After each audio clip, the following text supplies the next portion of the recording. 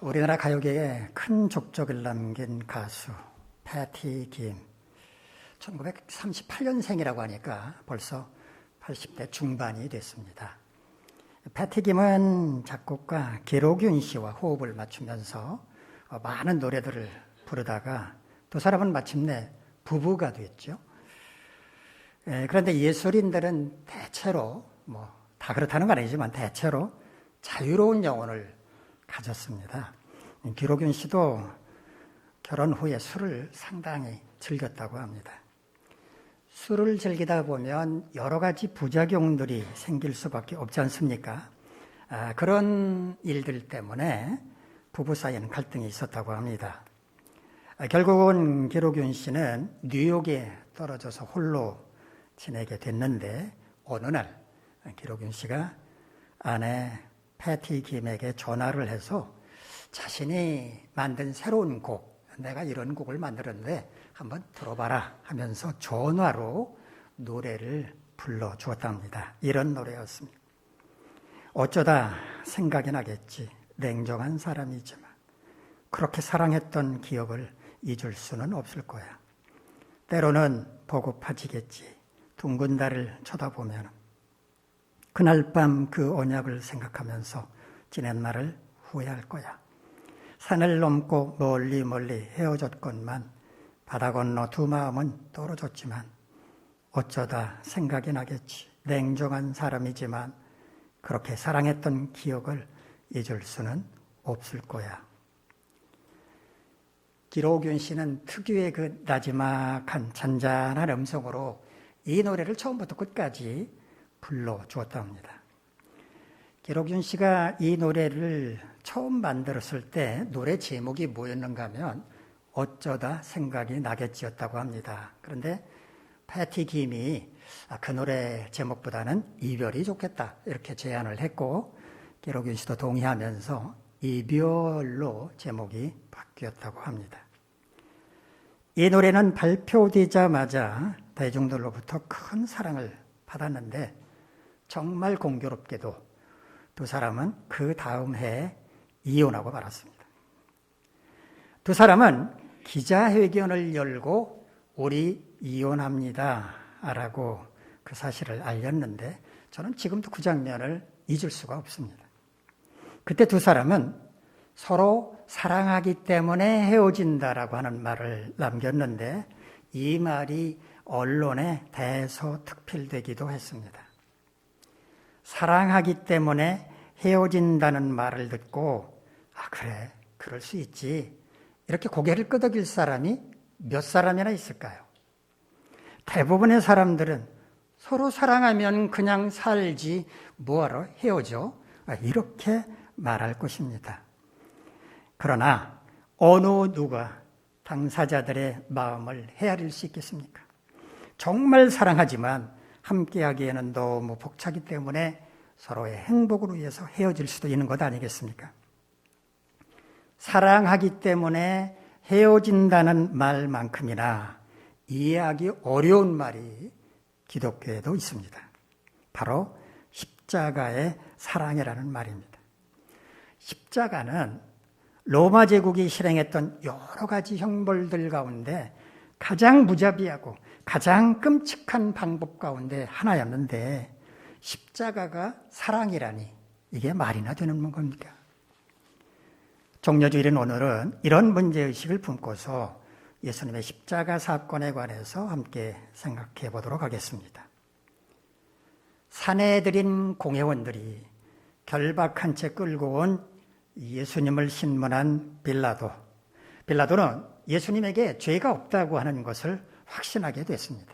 그래서 6월절 명절이 돌아오면 총독으로서 행사할 수 있는 특별 사면권을 활용을 해서 예수님을 석방시키려고 했는데 사내들인 공회원들 그리고 그들의 사주를 받은 유대인들은 결사반대하면서 예수님 대신에 강도 바라바를 석방시키라고 요구했습니다. 빌라도는 정치인이었습니다. 백성들의 요구를 무시할 수가 없었습니다. 그래서 예수님을 로마 군병들에게 넘겨서 적당히 채찍질한 다음에 백성들 앞에 다시 세워서 석방시키겠다고 말할 생각이었습니다. 예수님을 넘겨받은 군병들은 예수님께 채찍질을 가했습니다. 가시나무로 면류관을 만들어서 강제로 머리에 씌우고 자색 가운 옷을 입혀서 왕처럼 만든 다음에 그 앞에서 머리를 조아리면서 예의를 표하는 신용을 하는 등 예수님을 희롱하고 손으로 때리며 모욕했습니다. 빌라도는 다시 예수님을 데리고 백성들 앞에 서서 나는 이 사람에게서 어떤 죄도 발견하지 못했다라고 말했습니다. 머리에는 가시나무로 만든 면류관을 쓰셨고 얼굴에는 가시로 찔려 흘러내린 피가 흥건했으며 군병들이 강줄이 핀 자색 가운을 그대로 입은 채였습니다. 그러나 사내들인 공회원들과 백성들은 한술 더 떠서 예수님을 십자가에 못 박으라고 소리쳤습니다. 빌라도는 그런 그들을 이해할 수 없어서 그렇다면 너희들이 데려다가 십자가에 못 박아라. 나는 이 사람에게서 죄를 찾지 못했다라고 말했습니다. 그러자 유대인들이 이렇게 소리쳤습니다. 그 사람은 우리 법대로 하면 사형시켜야 할 죄인입니다.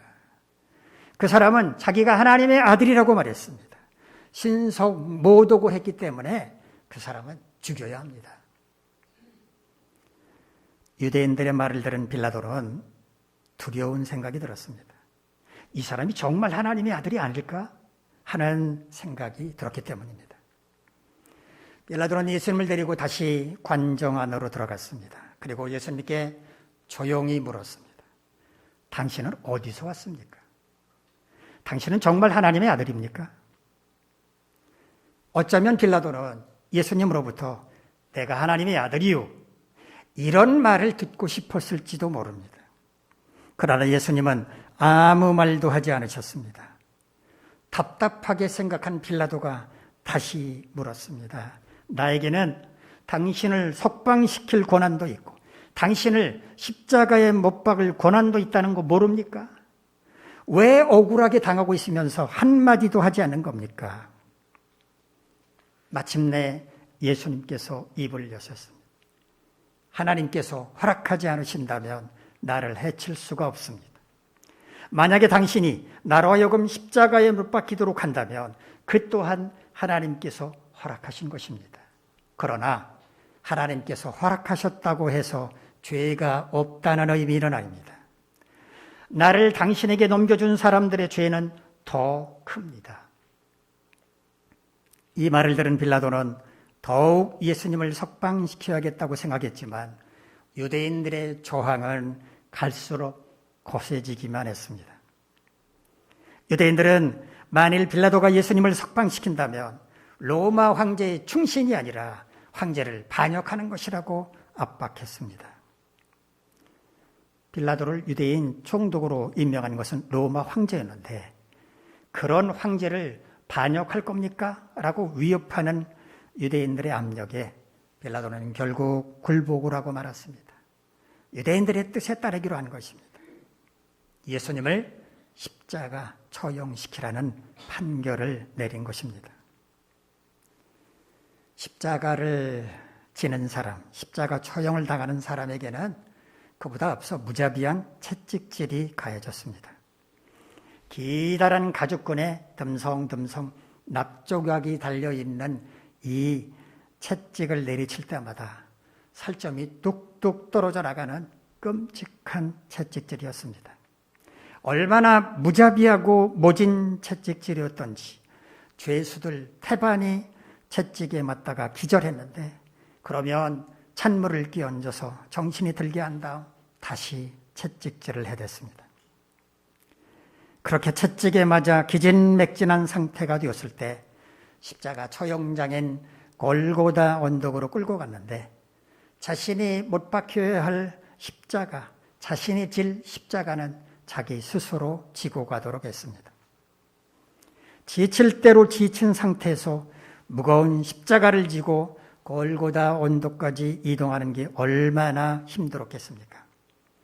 예수님은 십자가를 지고 가다가는 쓰러지고 다시 일어서서 십자가를 지고 가다가는 쓰러지기를 반복하셨습니다. 그렇게 고통스럽게 골고다 언덕에 도착하신 예수님은 로마 군병들에 의해서 십자가에 못 박히십니다.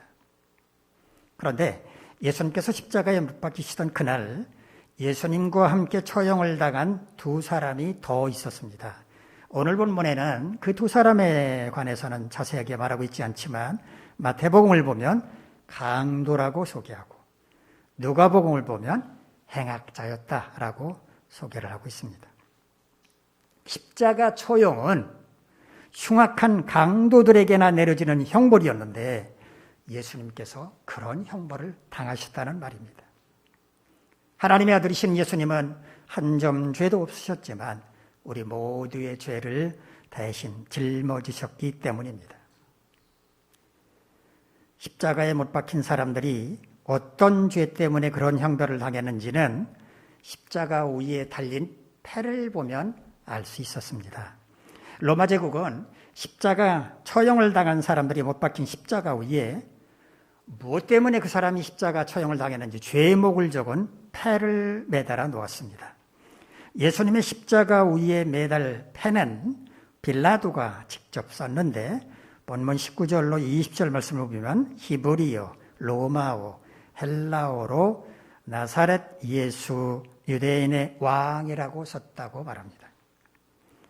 히브리어로는 예수와 하 나차레이 베멜레크 하 예후디 나사렛 예수 유대인의 왕이라는 뜻입니다. 헬라어로는 예수스 호 나자로이아스 호 바실리우스 유다이온 똑같은 의미입니다. 라틴어 그러니까 로마어로는 예수스 나자레누스 렉스 유다요rum입니다. 자, 왜 빌라도는 나사렛 예수 유대인의 왕이라고 하는 패를 히브리어, 로마어, 라틴어 이렇게 세 개의 언어로 썼을까요? 빌라도는 예수님께서 사내들인 공회원들에 의해서 억울한 누명을 쓴 채 죽음으로 내몰렸다고 생각을 했을 것입니다. 그래서 그의 죄패라도 그가 진정한 유대인의 왕이었다는 것을 알려주고 싶었을 것입니다. 예수님께서 십자가에 못 박히신 때는 6월절 명절 기간으로 예루살렘에는 세계 각지로부터 온 많은 순례자들이 있었기 때문에 그 순례자들이 보고 읽을 수 있도록 3개 국어로 썼던 것입니다. 그런데 빌라도가 그렇게 죄패를 써붙인 것을 보고 불만을 품은 사람들이 있었습니다. 바로 대제사장들이었습니다. 우리 본문 21절, 22절 말씀 한번 같이 읽을까요? 시작. 유대인의 대제사장들이 빌라도에게 이르되 유대인의 왕이라 쓰지 말고 자칭 유대인의 왕이라 쓰라 하니 빌라도가 대답하되 내가 쓸 것을 썼다 하니라. 아멘. 대제사장들이 빌라도에게 요구한 내용을 헬라어 원문 그대로 번역하면 이런 겁니다. 유대인의 왕이라고 쓰지 마십시오. 왜냐하면 그가 스스로 나는 유대인의 왕이라고 말했기 때문입니다. 나사렛 예수 유대인의 왕이라고 하는 패를 매달아 놓게 되면 사람들이 그걸 보고 저 사람이 유대인의 왕이었나 보다 이렇게 생각할 수 있다고 염려했던 것입니다. 자신들의 왕을 자기들이 십자가에 못 박았다는 비난을 받게 될까 봐 앞에다가 자칭이라고 하는 말을 덧붙여달라고 요구를 한 것입니다. 그러나 빌라도는 내가 쓸 것을 썼다며 단호하게 대처합니다. 내가 쓸 것을 썼다. 이 말을 헬라 원문으로 보면 호 레그라파라는 말인데요. 내가 써야 할 것을 나는 썼다. 이런 뜻입니다. 내가 나사렛 예수 유대인의 왕이라고 쓴 게 뭐가 잘못이냐? 너희들이 쓴 고발장을 보면 그가 유대인의 왕이라고 쓰지 않았느냐? 그가 그런 죄로 십자가에 달렸다고 쓴 건데 뭐가 잘못이란 말이냐? 나는 내가 할 수 있는 것을 했을 뿐이다 라고 말한 겁니다. 로마 제국의 총독이 이렇게 말했으니까 대제사장들이 늘 무슨 할 말이 있었겠습니까? 한편 예수님을 십자가에 못 박은 군병들은 예수님이 입고 있던 옷을 나누어 가졌습니다. 십자가 처형을 당하는 사람들은 입고 있던 옷을 모두 벗긴 상태로 십자가에 못 박혔습니다. 그러니까 우리가 보는 그림에는 알몸이 아니지만 실제로는 아무것도 입지 않은 알몸이었다는 말입니다. 자, 이렇게 되니까 십자가 처형이 끝나면 군병들은 죄수가 입고 있던 옷을 서로 나누어 가지는 것이 관례였습니다. 23절 말씀을 보면 예수님이 입고 있던 옷을 4깃에 나눠 각각 한 깃씩 얻었다라고 말하는데, 이 깃이라고 하는 순수한 우리말에는 저고리나 두루마기에 목에 둘러대어 앞에서 여밀 수 있도록 된 부분 뜻도 있고, 또 조류의 몸 표면을 덮고 있는 털이라는 뜻도 있고, 외양간, 마구간, 닭둥우리 따위에 깔아주는 지피나 마른 풀을 가리키는 이런 의미가 있는데, 또 한 가지의 의미가 있습니다. 무엇을 나눌 때 각자에게 돌아오는 한 몫이란 뜻도 있습니다. 오늘 본문에서는 이 4번째 의미로 쓰였습니다. 예수님께서 입고 계시던 겉옷을 4등분으로 나누어 가졌다는 것입니다. 그런데 속옷은 호지 않고 위에서부터 통으로 짠 것이다 라고 말합니다. 호다라는 말이 무슨 뜻이지 아십니까?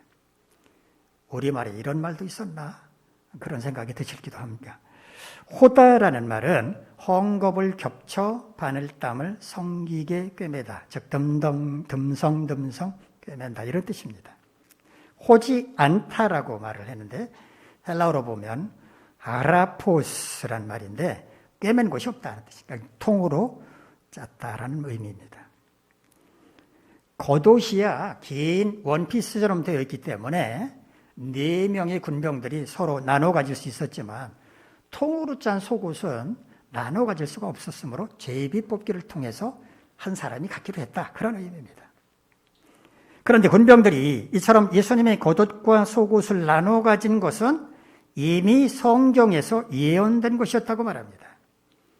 시편 22편 18절을 보면 내 겉옷을 나누며 속옷을 제비 뽑나이다 라고 하는 말씀이 있는데, 바로 이 말씀이 예수님께서 십자가에 달리실 때 일어날 일을 예언한 것이라는 겁니다.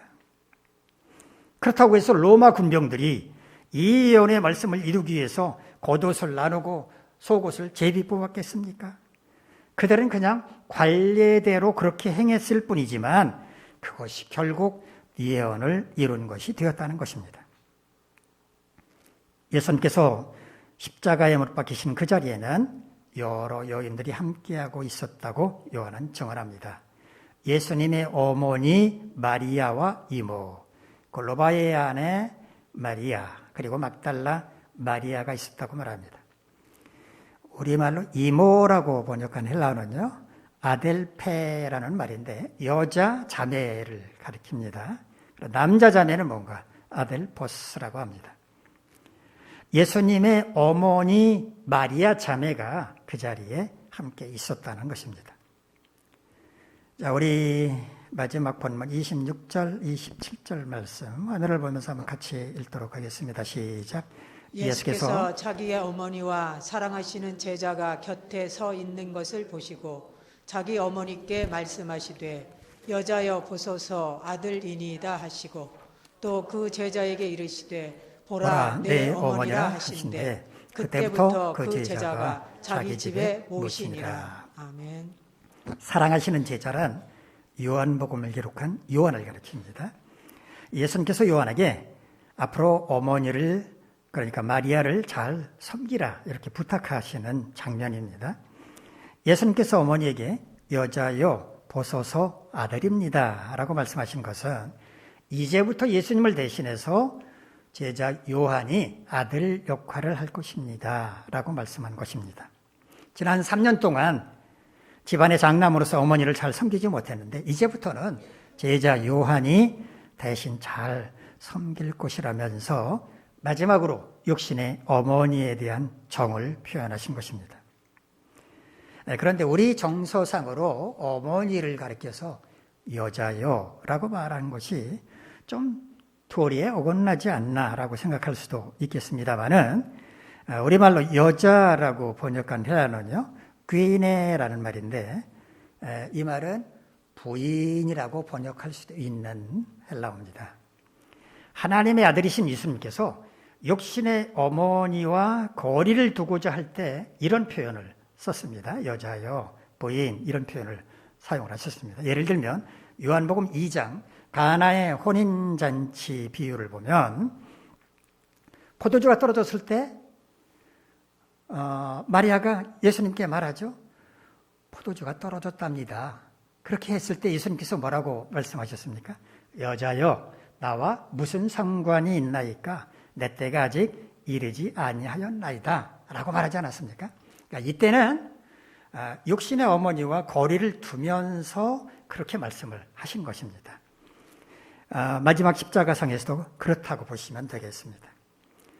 예수님은 마지막 순간까지 육신의 어머니에 대한 끈끈한 사랑을 표현하셨다고 요한은 증언하고 있는 것입니다.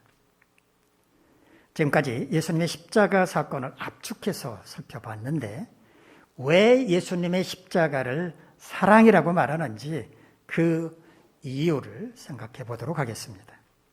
첫째, 예수님께서 죄인된 우리를 구원하시기 위해서 우리의 죄짐을 대신 지시고 십자가에서 죽으셨기 때문입니다. 사도 바울은 로마서 5장 7절로 8절에서 이렇게 말합니다. 의인을 위하여 죽는 자가 쉽지 않고 선인을 위하여 용감히 죽는 자가 혹 있거니와 우리가 아직 죄인 되었을 때 그리스도께서 우리를 위하여 죽으심으로 하나님께서 우리에 대한 자기의 사랑을 확증하셨느니라. 칼을 들고 무고한 시민들을 막 해치는 사람이 있다고 합시다. 그때 그 무모한 사람과 마주쳐서 용감하게 싸우다가 목숨을 잃는 사람도 있습니다. 화재 현장에서 자신의 몸을 사리지 않고 불구덩이에 들어가서 죽어가는 생명을 구하다가 끝내 목숨을 잃는 사람도 있습니다. 전쟁이 발발했을 때 자원에서 전투 현장으로 달려가서 용감하게 싸우다가 전사하는 사람도 있습니다. 바로 이런 사람들이 의인과 선의를 위해서 죽는 사람들일 것입니다. 하지만 예수 그리스도는 죄인을 살리고자 죽으셨다는 것입니다. 자신의 죄 때문에 죽을 수밖에 없는 죄인들을 살리기 위해서 스스로 죄인이 되어 죽으셨다는 것입니다. 그런데 이처럼 예수님께서 죄인을 대신해 죽으신 이것이 하나님께서 우리를 사랑하신다는 것을 확증하시는 것이라고 말합니다. 확증한다라는 말은 헬라어 슈이니 스테미라는 말을 번역하는 건데요. 이 말은 함께라는 뜻을 가진 슈인, 서다, 두다, 놓다라는 뜻을 가진 히스테미라는 말이 합쳐진 합성어인데요. 함께 서다, 드러나게 하다, 나타낸다 이런 뜻입니다. 하나님께서 우리와 늘 함께 하시고 우리를 사랑하신다고 하는 것을 나타내시기 위해서 예수님으로 하여금 우리의 죄를 대신해서 십자가에서 죽게 하셨다는 것입니다. 하나님을 배반하고 떠나서 죄를 지은 사람들이 그 죄값을 치르기 위해서 죽는 것은 당연한데 그냥 죽도록 내버려 둔다고 해도 아무 상관이 없는데 하나님은 그들이 죽어가는 것을 차마 그대로 지켜보실 수가 없어서 예수님으로 하여금 그들을 대신해 죽게 하심으로써 죄인인 그들을 죽음으로부터 구원하고자 하셨다는 겁니다. 세상에 이보다 더 큰 사랑이 어디 있느냐라고 말하는 것입니다. 끔찍한 십자가가 왜 사랑인가? 십자가를 통해 하나님의 지극한 사랑이 나타났기 때문입니다. 둘째로 하나님의 아들로서의 권세와 영광과 존귀함, 입고 있던 옷, 사랑하는 사람들과의 소중한 인연, 심지어 자신의 생명까지도 아낌없이 내어놓으시고 견디기 힘든 모욕과 수치심도 묵묵히 견디시며 십자가에 못 박혀 죽으셨기 때문입니다. 엘리 엘리 레마 사바크타니 나의 하나님 당신은 왜 나를 버리셨습니까? 십자가에 달리셨던 주님의 울부짖음 소리가 들리지 않으십니까? 왜 주님은 이렇게 부르짖으셨습니까? 하나님의 명령에 따라 이 땅에 사람으로 오셨다가 철저하게 버림을 당하셨기 때문입니다. 십자가에 달린 아들의 이런 울부짖음을 들으셔야만 했던 하나님의 마음은 어떠셨겠습니까? 오히려 아들보다도 더 아프셨을 것입니다. 그러나 그런 과정이 없이는 죄인들을 구원할 수가 없었기 때문에 하나님은 못 들은 척 외면해야만 하셨을 겁니다. 엘리 엘리 레마 사박타니, 나의 하나님, 나의 하나님, 하나님은 왜 나를 버리셨습니까? 예수님은 하나님의 마음을 헤아리지 못해서 이렇게 울부짖으셨다고 생각하십니까? 아닙니다. 이 울부짖음은 하나님의 아들로서가 아니라 사람의 아들로서 마지막 고통을 호소하신 것입니다. 예수님은 모든 것을 다 버리고 십자가에 달리셨습니다. 입고 계시던 옷까지도 꾼병들이 나누어 갖도록 하셨습니다. 사랑은 다 주는 것, 아낌없이 주는 것입니다. 예수님은 온갖 모욕을 참고 견디셨습니다. 산헤드린 공의가 얼토당토하는 누명을 씌워 사형 선고를 내릴 때도 군병들이 놀이개처럼 희롱하는 것까지도 묵묵히 참고 견디셨습니다. 구원 사역을 온전히 감당하시기 위해서였습니다. 그래서 예수님의 십자가를 사랑이라고 말하는 것입니다. 셋째, 예수님은 자신을 십자가에 못 박은 산헤드린 공의원들은 물론 그들의 손에 놀아났던 무지한 백성들과 군병들까지 모두를 용서하시고 십자가에서 죽으셨기 때문입니다. 용서만큼 큰 사랑이 세상에 어디 있겠습니까? 주님이 우리에게 가르쳐 주신 기도문을 보면 우리가 우리에게 잘못한 사람을 용서하여 주는 것 같이 우리 죄를 용서해 달라는 부분이 있습니다. 용서가 얼마나 큰 사랑이면 우리가 지은 죄와 맞바꿀 수 있겠습니까? 깊은 밤 한 강도가 어느 집 가정에 침입해서 그때까지 밤늦도록 글을 쓰고 있던 주인에게 칼을 들이대며 이렇게 말했습니다. 꼼짝 마! 집안에 있는 모든 돈 다 내놔! 그러자 주인은 놀라지도 않고 태연하게 말했습니다. 아니, 돈이 필요하면 달라고 하면 될 것이지 무슨 칼을 들이대고 그러시오. 주인은 다른 가족들을 깨우지도 않은 채 자신이 갖고 있던 돈을 강도에게 건네주었습니다. 당황하는 강도가 돈을 챙겨서 나가려고 하자 주인이 강도에게 말했습니다. 여보시오, 돈을 달라고 해서 돈을 줬으면 고맙다는 인사는 하고 가야 할 것 아니에요. 강도는 얼떨결에 고맙다고 인사를 하고 황급히 집을 나갔습니다. 하지만 야간 순찰을 벌이던 경찰에게 붙잡히고 말았습니다. 잠시 후에 경찰과 함께 이 강도가 다시 집을 찾아왔습니다. 피해 상황을 확인하기 위해서였습니다. 저희는 그 강도에게 태연하게 말했습니다. 아니, 또 오셨어? 내가 조금 전에 준 돈 벌써 다 쓴 거요? 그러자 경찰이 말했습니다. 아닙니다. 이 강도가 선생님 댁에서 강도 짓을 했다고 자백을 했습니다. 그러자 주인이 말했습니다. 경찰 양반, 이 사람은 강도가 아니요. 집안 사정이 어렵다고 사정을 해서 내가 몇 푼 줬습니다. 나한테 돈 받고 나가면서 고맙다고 인사까지 했는데 고맙다고 인사한 사람이 강도일 리가 있겠습니까? 경찰은 주인의 태도가 다소 의아하긴 했지만 워낙 확고하게 말하자 그 강도를 풀어줄 수밖에 없었습니다. 경찰이 돌아가고 난 다음 강도는 주인 앞에 무릎을 꿇고 눈물을 흘리며 용서를 빌었습니다. 제가 정말 잘못했습니다. 선생님의 귀한 사랑을 본받아서 앞으로는 절대로 나쁜 짓을 하지 않고 살겠습니다.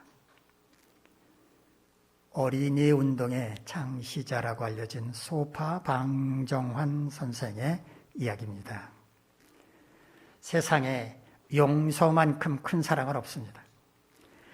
6.25 때 공산당의 앞잡이가 되어 자신의 두 아들을 죽인 범인 양재선, 그를 용서하고 양자로 삼았던 손양원 목사님의 이야기는 언제 들어도 우리에게 큰 감동을 안겨줍니다.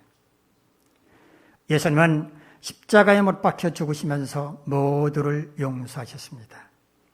비록 자신은 끔찍한 십자가 처형으로 죽어가면서도 자신을 그렇게 만든 모든 사람들을 지극히 큰 사랑으로 용서하신 것입니다.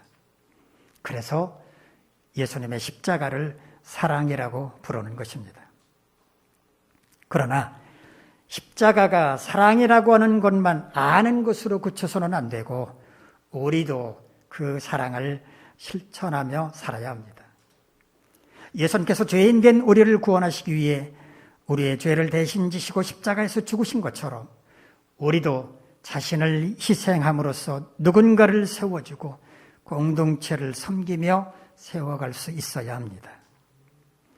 하나님의 아들이신 예수님께서 모든 권세와 영광과 존귀, 입고 있던 옷, 사랑하는 사람들과의 소중한 인연, 심지어 자신의 생명까지도 아낌없이 내어주시고 견디기 힘든 모욕과 수치심도 묵묵히 견디며 십자가에 못 박혀 죽으신 것과 같이 우리도 자신의 것을 지키고자 탐욕을 부릴 것이 아니라 어려운 이웃을 위해, 공동체를 위해 자신의 소중한 것이라도 내려놓고 버릴 수 있어야 합니다. 자신을 십자가에 못 박은 산헤드린 공회원들은 물론이고 그들의 손에 놀아났던 무지한 백성들과 군병들까지 모두를 용서하시고 십자가에서 죽으신 것과 같이 우리의 마음을 아프게 만들었거나 힘들게 했던 사람들을 마음에 새기고 언젠가 복수하리라 예를 갈 것이 아니라 주님이 그러신 것처럼 다 용서할 수 있어야 합니다. 우리를 위해 십자가에 달리신 주님을 생각한다면 누군가를 위해 혹은 공동체를 위해 자신을 희생하지 못할 게 뭐가 있겠으며 용서하지 못할 사람이 누가 있겠습니까? 그러므로 성도다운 성도는 십자가의 사랑으로 살아야 합니다. 십자가의 사랑으로 희생하고 섬기고 용서할 수 있어야 합니다. 사랑하는 성도 여러분, 하나님의 아들로서 이 땅에 오신 예수님은 한 점 죄도 없으신 그런 분이셨지만 죄인들을 구원하시기 위해서 십자가에 달려 돌아가셨습니다. 속죄의 어린 양과 같이 모든 인류의 죄짐을 대신 지시고 십자가에 못 박혀서 피를 흘리신 것입니다. 하나님의 아들로서의 권세와 영광과 존귀함도 버리고 자신이 입고 있던 겉옷과 속옷까지 다 내어주고 사랑하는 사람들과의 소중한 인연도 내려놓고 심지어 자신의 생명까지도 아낌없이 내어놓으셨으며 견디기 힘든 모욕과 수치심도 묵묵히 참고 견디셨습니다. 오로지 우리의 구원을 위해서 그러셨습니다. 또한 자신을 십자가에 못 박은 산헤드린 공회원들은 물론이고 그들의 손에 놀아나 십자가에 못 박으라고 소리쳤던 무지한 백성들, 채찍과 망치를 들었던 군병들까지 모두 용서하시고 그들의 죄까지 안고 십자가에 달려 돌아가셨습니다. 따라서 예수님의 십자가는 사랑입니다. 우리는 십자가를 바라볼 때마다 그 크고 숭고한 사랑을 깨달아야 하고 우리도 주님처럼 그런 사랑을 실천하며 살겠다고 다짐해야 합니다. 우리도 주님처럼 자신을 희생함으로써 누군가를 세워주고 우리가 속한 공동체를 섬기며 세워갈 것을 다짐하고 주님의 모든 것을 포기하고 내려놓고 버리셨던 것처럼 우리도 자신의 것을 지키려고 욕심을 부릴 게 아니라 이웃과 공동체를 위해 자신의 소중한 것도 내려놓겠다고 다짐해야 주님이 모든 사람들을 용서하셨던 것처럼 우리를 아프게 만들었거나 힘들게 했던 사람들에게 반드시 복수하겠다고 마음먹을 게 아니라 용서하겠다고 다짐할 수 있어야 합니다. 여러분 모두 예수님의 십자가는 사랑이라고 하는 것을 깨닫고 그 사랑을 실천하며 살아가시기를 간절히 바랍니다. 기도하겠습니다. 거룩하신 하나님, 우리 모두 주님의 십자가를 바라봅니다. 주님의 십자가는 사랑입니다. 그 사랑 깨닫고 우리 모두도 그 사랑을 실천하며 살게 하옵소서. 예수님의 이름으로 기도하옵나이다.